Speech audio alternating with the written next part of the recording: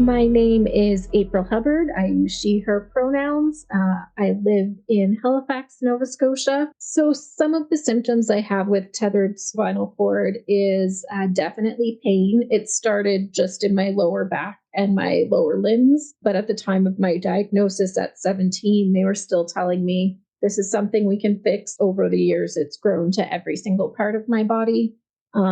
I have a lot of different types of nerve pain. So sometimes it's burning or pulling pain.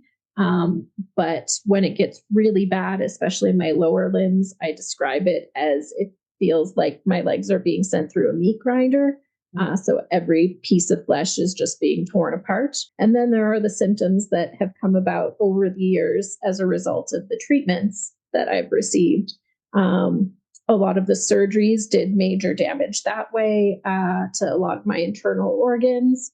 So at this point, I don't absorb most of the nutrients from my food, and I've had to be on GI tubes and NG tubes over the years to try to be able to keep any nourishment in. So I have always been following the process of uh, dying with dignity long before MAID was ever legalized in Canada.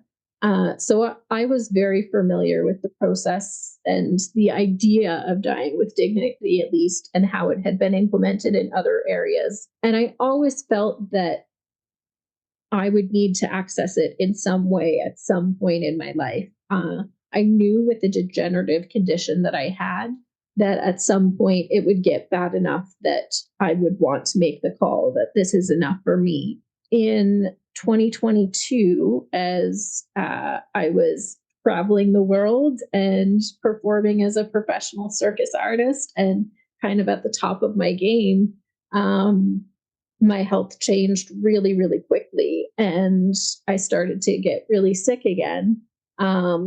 And for the first year of that relapse, I kind of convinced myself that, okay, this is just another bad relapse and I'll get through it and I'll be able to rebuild my life again and get back to living. I started realizing that my organs were failing at this point, and my labs were starting to show that there was a lot more problems in so many different systems, that I started to realize that even if we can fix one of these things, I'm still going to have a quality of life that isn't what I want it to be anymore. And so at that point, I started to think about the application process a little more. And with the close support of my sister and my partner, I went into it very scared. So I put in my application, and within, it was a day or two, it was very quick. I got a phone call and had a phone conversation with a nurse from the local MAID office here. And that was a very pleasant, very respectful experience. So I felt a little comforted by that. And we booked an appointment, and both that nurse and another practitioner came and visited me in my home. And that was within the week. It was very quick. I waited out my 90-day mandatory waiting process. And at the end of the 90 days, I got a phone call from the local MAID office, the original nurse that I had spoken to, who's followed me all along the way and been amazing. And she informed me that, okay, everything is in place. You are officially approved. So at this point, I just have to give them the notice of when I'm ready to actually access my procedure. I wish more people could understand exactly what the whole application and evaluation process is like, because I think it would alleviate a lot of the concerns that people have of people just on a whim deciding they want to access MAID and then being able to go out and access it easily, because it's not at all an easy process and there are a lot of safeguards in place.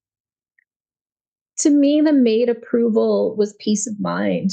It allowed me to be able to keep living and keep advocating and be able to really have the time that I wanted to wrap up my life and finish off the last bits of advocacy that I wanted to, and and say all those final things to everybody that I loved. I want to be remembered as somebody who lived life to the fullest, even though I only got 39 years. I used every tool that I had to be able to try to make things better for the next person.